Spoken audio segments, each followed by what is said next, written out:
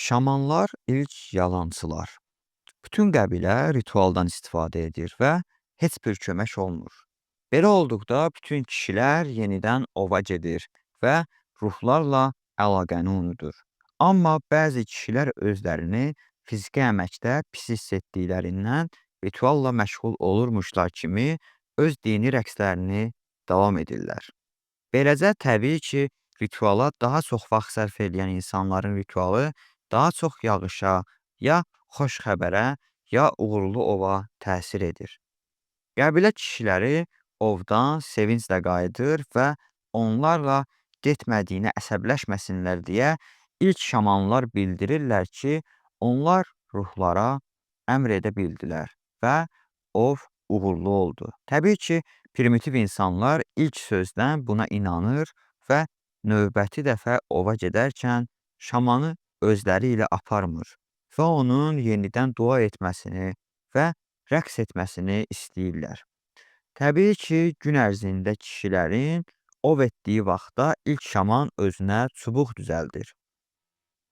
Daha sonra başına heyvan dərisi asır və bununla ovun uğurlu olmasında onun da rolunun olmasını göstərməyə çalışır. Çünki ov çətin işdir, əziyyətli və təhlükəlidir.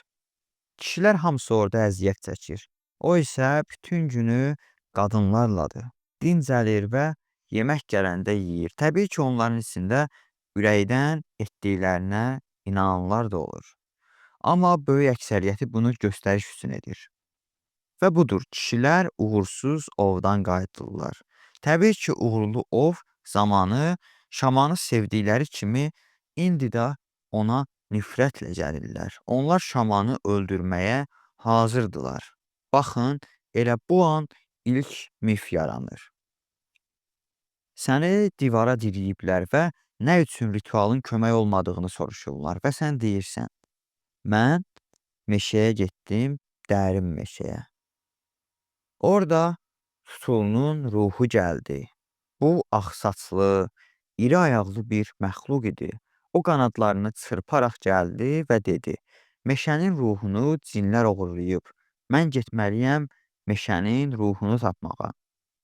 Beləcə şaman uydurulmuş hekayə ilə özündən daha primitiv olan ovçuları həyəcanlandırır və təəccübləndirir. Onlar heç vaxt belə şey eşitməyiblər və bu onların beyinləri üçün mədəni şok olur. Təbii ki, şamana inanmalı olurlar.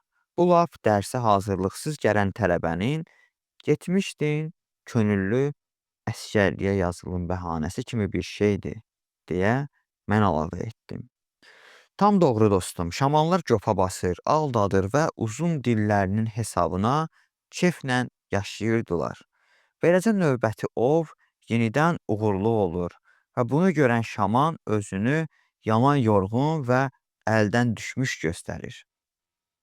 Ovçular nə baş verdiyini soruşanda o deyir ki, ruhlar aləmində nəhəng bir demonla dalaşıb. Onun iki başı və dörd qanadı var idi.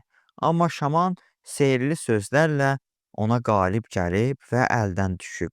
Beləcə şaman ovçuların qəhrəmanına çevrilir. Halbuki əsl qəhrəmanlar elə özləri idi. Deməli, miflərin yaranmasına iki səbəb olur. Birinci, şamanın məğlubiyyətlərini izah etməsi, ikinci, qələbələrini daha rəngarəng göstərməsi.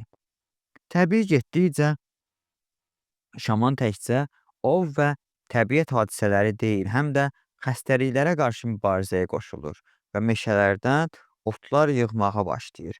Bu otların tərkibini öyrənir və ilk dəfə şamanın əziyyəti real xeyir gətirməyə başlayır. Çünki həqiqətən bəzi bitkilər və otlar xəstələri sağaldır. Amma bu otların axtarışında gələcək dinlərin yaranmasında ən böyük zəmin və ən iri bünövrə kəşf olunur. Bunu deyib o susdu və gülümsədi. Sanki mənim özümdən cavabı gözləyirmiş kimi. Üzr istəyirəm. Nə? Dinlərin yaranması üçün əsas bünövrə?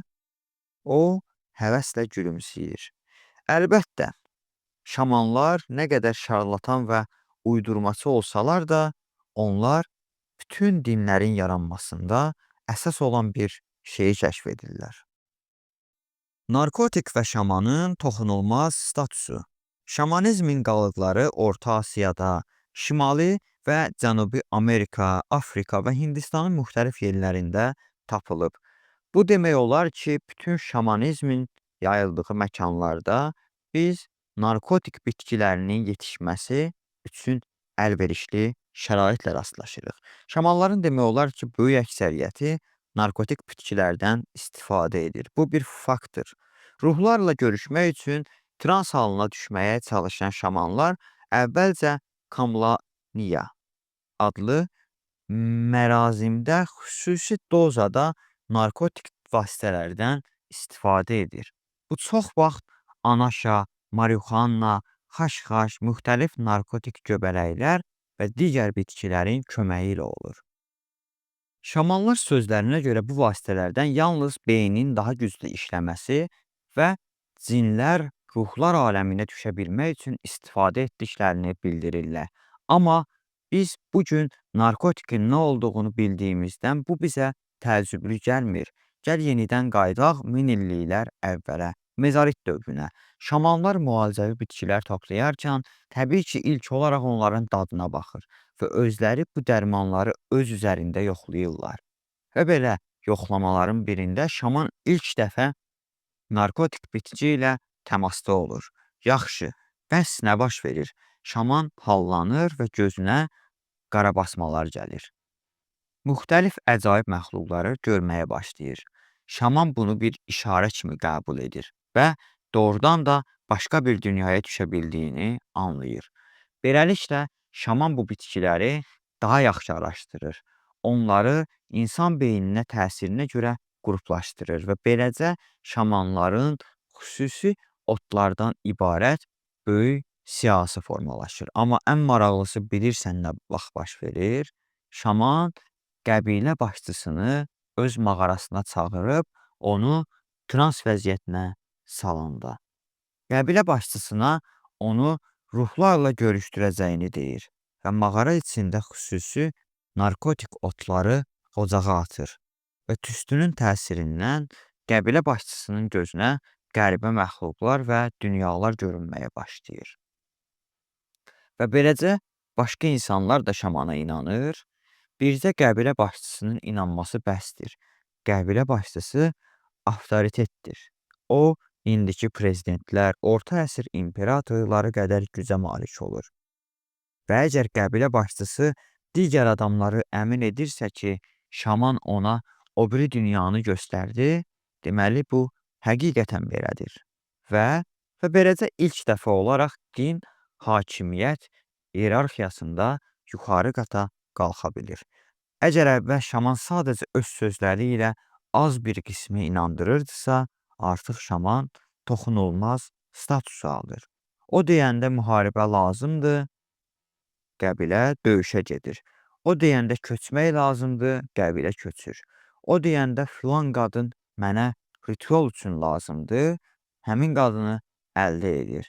Və o deyəndə filan adam öldürülməlidir, tanrılar üçün həmin adamı öldürürlər. Dostum, gördüyün kimi primitiv qorxu və inanclardan yaranan ilkin din qırıntıları qısa zaman kəsiyində şamanizm kimi yüksək və mürəkkəb bir sistemə çevrilə bilir.